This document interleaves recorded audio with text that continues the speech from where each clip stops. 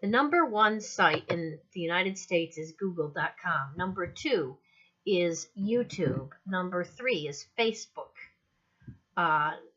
Number 4, what is number 4? Is Reddit. Then we've got Amazon, Wikipedia, Yahoo, Twitter. These are in order. eBay, Netflix, Instagram, Twitchy, LinkedIn, Imgur. Am I saying that right? I don't care. Office.com, Microsoft Online, and Pornhub. That's right, Pornhub. Pornhub is trademarked out of Luxembourg currently. The guy that created it is a German. There are some people who believe that everything bad has its roots in something German. Some very good things have come out of Germany, but the worst things in the world have come out of Germany. No surprise that a man named Fabian Thylmann, you can look him up on YouTube, is the founder and managing partner of the adult website conglomerate Manwin, which is now called MindGeek, which is the owner of Pornhub and a bunch of other things. So this guy, let's see, manblog.blogspot.com, they got a picture of Fabian Thylmann on there. And they say, well, this man touches the lives of nearly every single man on the earth who has the internet. And here's a rare picture of him. He hardly ever gives interviews. It says that he was born in 1978. And in 2012, he was still only 34 years old. He's given one interview. He currently lives with his family. He has 2 children and is married. Isn't that sweet? He lives with his family in Belgium. There's another surprise, another hellhole. Actually, back in 2012, at the time, he was being extradited back to Germany for suspicion of tax evasion, which he eventually got out of by paying a fine. Anyway, there are a number of things that fall under the, let's see, it was called Manwin, and now it's MindGeek, that fall under their auspices. YouPorn, Y-O-U porn, Pornhub, the one I just mentioned. It's the biggest website in the United States for porn.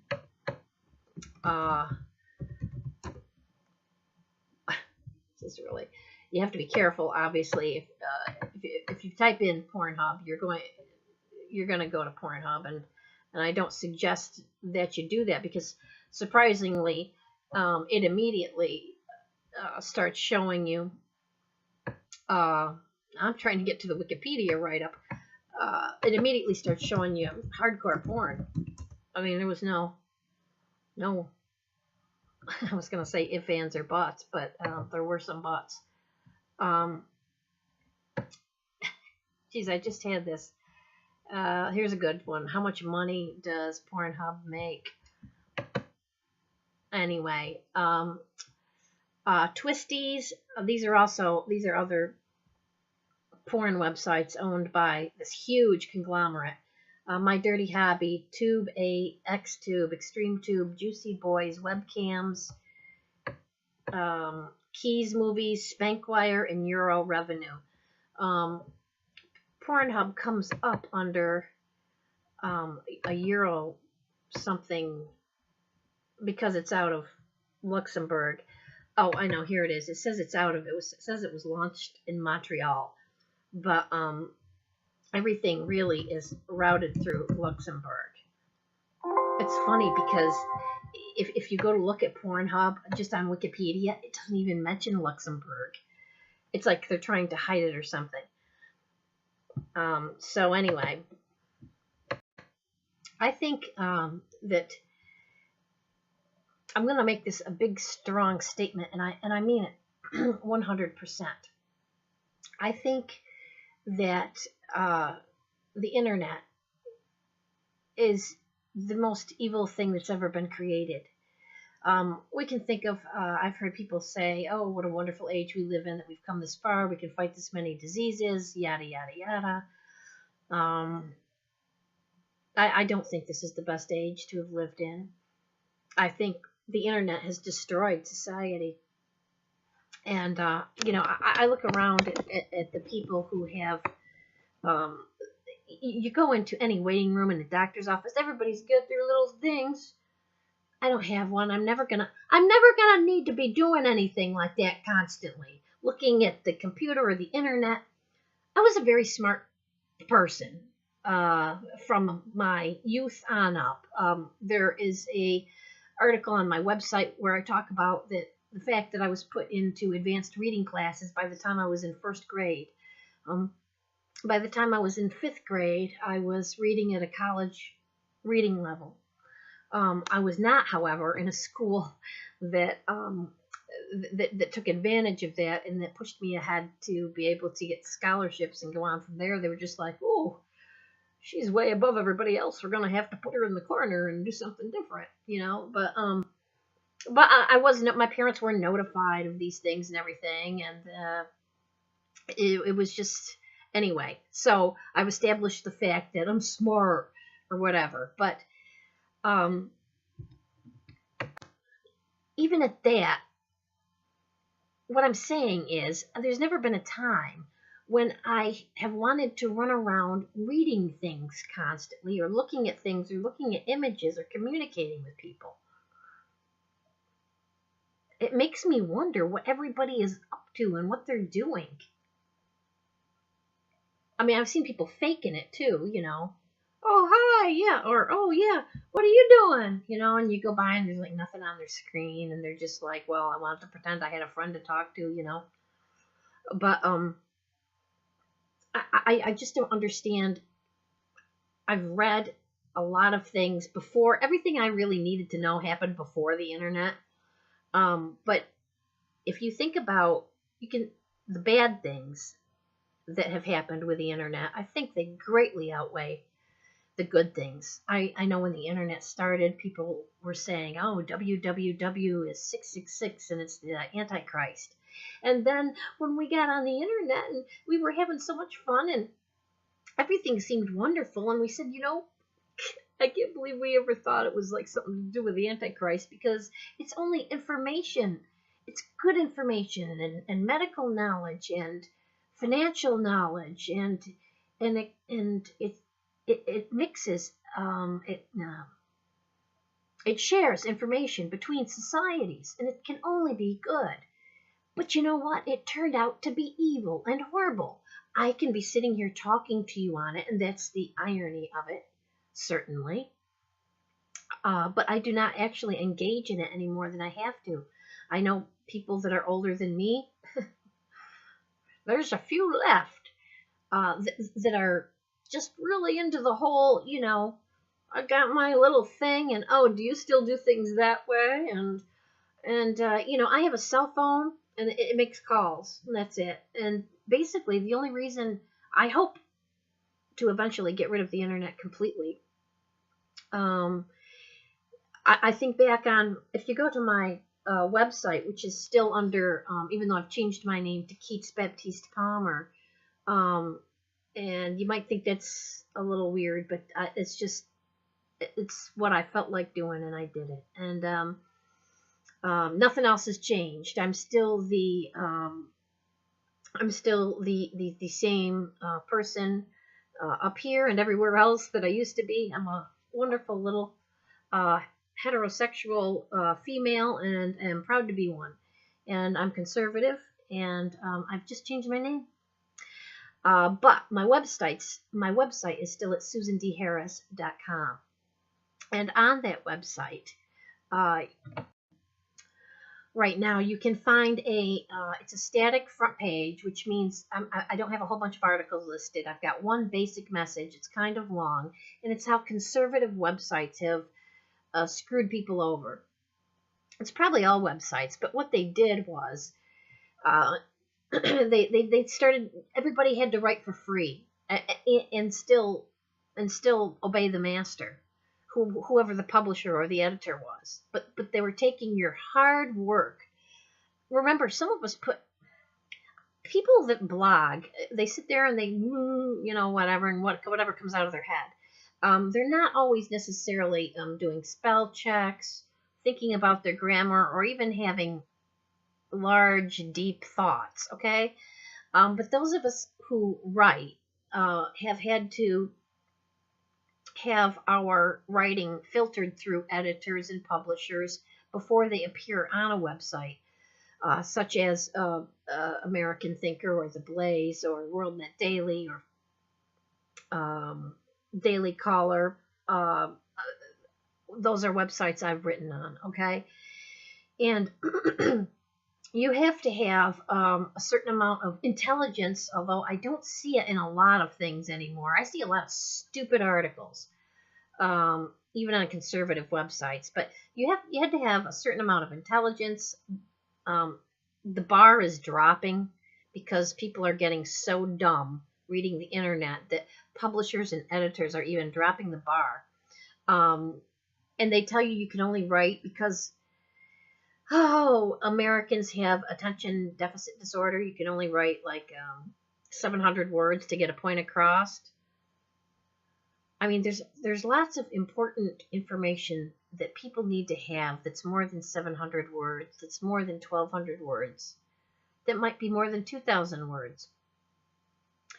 And they're limiting it. They're saying, no, we're not probably going to get a click for anything that long. And we need the click for the revenue. So we've actually stymied our ideas because people are looking for filthy lucre. That's what it's all about. They want the clickbait.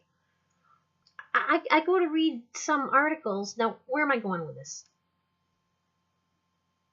Things that I would have been paid for in the past.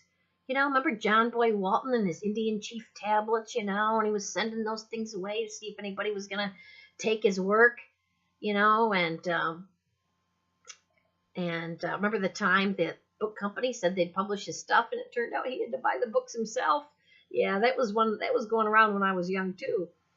But they took away a talented person being able to write and get paid for it. That's the greatest talent I have. That's the thing that I was meant to do, and I've stopped it. I've stopped it because I'm casting my pearls before swine, and I'm getting tired of being taken advantage of, spending time, sometimes lots of time, and sometimes it can be very, very draining. Writing can be very draining. And then I pitch it to somebody and they take it or they don't take it. This last time, I was very upset about American Thinker telling me, one particular editor there that I'd had a problem with before. Maybe if they'd put somebody else forward for this, it wouldn't have been so infuriating to me. But they put somebody forward, J.R. Dunn, saying, "Oh, you know, you sound like your rambling routine," on an article that I wrote that talked about, it's on my website, and it's called "How the Gods of Globalism Slit the Throat of Assimilation," and I've read it also in a previous video that you can see here on YouTube. And what I did was I took everything that the diversity, the multiculturalism, the interfaithism, and I tried to blend them, and leading to its own thing called globalism, and I tried to blend them into one story. I didn't try. I did a damn good job of it. And he was like, "I think you should decide what you want to be saying," you know, and that kind of pissed me off because it really pissed me off, because I've read articles on American Thinker that are not that as deep as what I wrote, nor did anyone spend the time that I put into this article. Some people certainly do, but I mean, I've read articles that are not that good. There's a lady that writes an American Thinker called Clarice Feldman. She sounds like a sweet old lady, but she does this kind of Washington gossip column. And then she quotes, you know, Snoop Dogg off Snooper off of Reddit, and, I don't know. She just quotes these sources that sound like old CB handles, and then that uses large chunks of quotations from other people. And she just does these rambling, nonsensical articles, and then she'll get 500 comments underneath because people get into conversations with each other, or they'll just read the first paragraph of what she wrote, or, which has happened to all of us, they'll just read the headline of what she wrote, and then they'll get into a discussion underneath the article. Oh, but they say they love Clarice Feldman, and then they gave her a little thing that said Clarice's Pieces, and, she writes pretty poorly. Does she have some information that people are looking for at times? I'm sure, but it's nothing I'm interested in. It doesn't make it wrong, but I think it's presented badly. And so she gets to a regular column every Sunday with her little Reese's Pieces. I for nearly 10 years, would occasionally run a column called Growing Up American. And the publisher said to me one day, "Oh, we don't run series." And I was like, "Well, yeah, you do, because I've been doing Growing Up American on and off for years." And he said, "Oh." Well, he kind of backed off, wouldn't say anything more after that, wouldn't even agree to run series. Why am I telling you this? If I wanted to explain how the gods of globalism slit the throat of assimilation, and break down the article into the impact of what diversity is, or the impact of multiculturalism, or the impact of interfaithism, or how inclusivity is being used to, say, bring all the LGBT people to our church, and those kind of things, I would have to write a whole series of articles. And that would take a lot, but I blended them into this one article, and I wasn't able to. It was on Renew America, and I thanked them for that. And I also did a video of it and put it on my website, as well as on the Antichrist Agenda blog spot.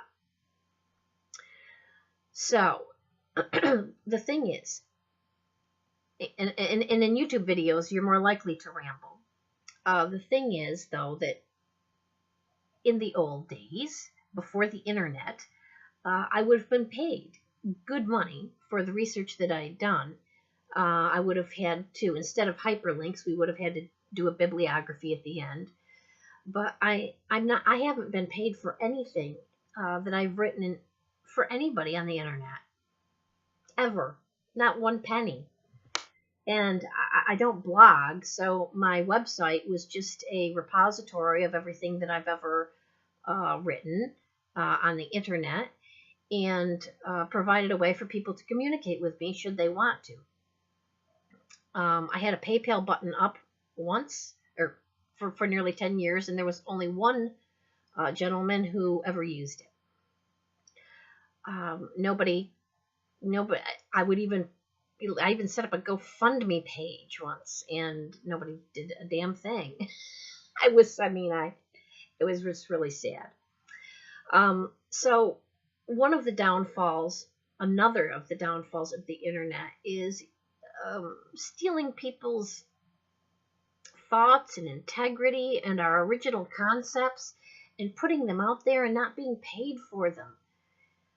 If you were the one that was smart enough to set up the Blaze or American Thinker or WorldNet Daily, and you'd be getting all the money, you're the one having the steak and turf dinners, while people like me are going to the food bank, or just sitting at our 8-year-old laptops trying to bang out an article that happens to be the biggest thing on the internet for that day, and we don't get shit for it. That's what we don't get. And we don't get paid for anything. It's another rotten thing. But that aside, no, not that aside, that included, the internet has spread some of the worst, most horrible things that I've ever seen, that I would have never heard of or seen in real life. I could never imagine when I was young being able to go to like type in Pornhub and just immediately seeing, people having sex in multiple ways, or in ways that I wasn't even aware that people had sex, or just different parts of people's anatomy and things like that. Um, Also, the victims of child pornography on the internet. I think there are millions, probably, of children that would not have been victimized sexually if it had not been for the internet. I think that applies to women. I think that applies across the board. I think it's spread bestiality. I think it's spread violence. It's certainly spread hate. And it's spread a lot of lies. I just don't remember a time. I can't even open the internet now. It's not just the headlines being bad. It's what's in them and the perverseness of them. I mean, every day is like when you open your computer or your thing in your hand that you turn on, you're immediately exposed to the most perverse ideas that have ever existed. And they have destroyed the world. I think, as I've said before, an EMP attack by North Korea would just be the ideal thing to happen. I'd love to see us blasted back to the Dark Ages and restart society without an internet. Now that's a terrible thing to say, because some people would die because they depend on, certain things that are run by electronically and that kind of thing. But what has the internet done? I think it's done much greater damage. And in the porn industry, if you think about from there to the breakdown, if you line up the advent of the internet in homes along with the rise of people addicted to pornography, people addicted to gambling. There's somebody in my family who just plays video games and has for like 15 years or something disgusting like that. I mean, that's just all they do. And there are a million other like this person. And sitting in their mom's basements at 30 years old, getting the latest video game that comes out, their minds wasted, fried. Some guy said to me the other day, I can't remember the conversation we were having, but he said, well, that'd be great to have when you're walking around listening to your music. I said, I don't walk around and listen to music. He said, what do you mean? I said, well, when I listen to music, I do it, like in my living room and a place where I can enjoy it, or perhaps sometimes in my car, but I don't when I'm walking around, I need to be aware of what's going on around me. And I'm not looking at something or listening to something and blocking my hearing. It was a totally foreign idea to this guy. He just looked at me like I had two heads. Doesn't everybody walk around with things in their ears? Used to have somebody here that lived near me. She used to wear the earbuds with her thing in her hand, walk around in her pajamas in the middle of the day, down the middle of the road. And everybody drove around her. And that's how she grew up. She's an adult now. Didn't work out too well. But this is the society that we've created. Anyway, pornography is part of it's part of the internet. The internet has destroyed minds and people. Has it made some of us smarter in some ways? I don't think so. I was having a fine time at the library. There were newspapers and books and everything that I learned. Again, the majority of everything that I learned was before the internet. The only thing I wasn't interested in was math. And my theory on that was, if everybody else could come up with the same answer, why did I want to play? So it seemed like an exercise in futility, doing the same thing again and again. Anyway, that's all I've got to say for now. The drugs being, there's gangs being organized on the internet. There's drugs, there's the sex trade, there's pornography. It's nothing to laugh at anymore when you think about the old www, the tool of Satan. It is the tool of Satan. It really is. By the same token, it's brought together a remnant of some people who realize that the world's gone bad and have nobody else to reach out to. We're using it for some good, but the majority of it is hell. That's what this is. Be careful where you go. That's it for now. Please, if you haven't given your life to Christ, please do so right now.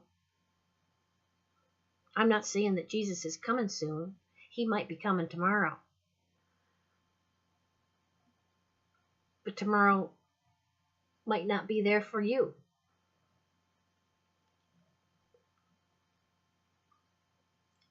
It's not like you're going to get 80 years to think about it. Very few people are going to get 80 years to think about it and contemplate it and decide, well, I wonder, maybe if Jesus was the only way and I failed to give my life to him, I wonder if I'm going to spend a lifetime in hell. Some people don't get that long. I know a girl who was 27 years old who was run over accidentally by multiple cars so that her mother couldn't even look in the casket at her. She didn't even look like herself anymore. Well, obviously, she didn't look like herself. She was mangled because she was run over accidentally by multiple cars as she tried to cross the road after her car had become disabled. She had given her life to Christ. Why didn't he save her? I don't know. As so many have said, some of the greatest people that I admire, Corrie ten Boom, Billy Graham. Why? Billy Graham in his earlier years. Why? I don't know. I don't know. But I know that you have to give your life to Jesus and just say, Jesus, I give my life to you right now. Everything from this moment on, I'm going to pray in the name of Jesus Christ. I give my life to you. I give my soul to you. Please protect me. Because things are going to get really bad. There is such a thing as demons, and there is such a thing as Satan, and they are roaming the world in droves. It's not just the Catholic Church that's aware of it suddenly. They seem to be the only ones that are making headlines going, hey, you know what? There's more demons. Well, a lot of us know that there's more demons. If you're a Christian, you realize that you're everywhere you go, they're multiplying. They are legion. They are in many of the people that you talk to every day. So, give your life to Christ now. Please consider it. Thank you. Goodbye.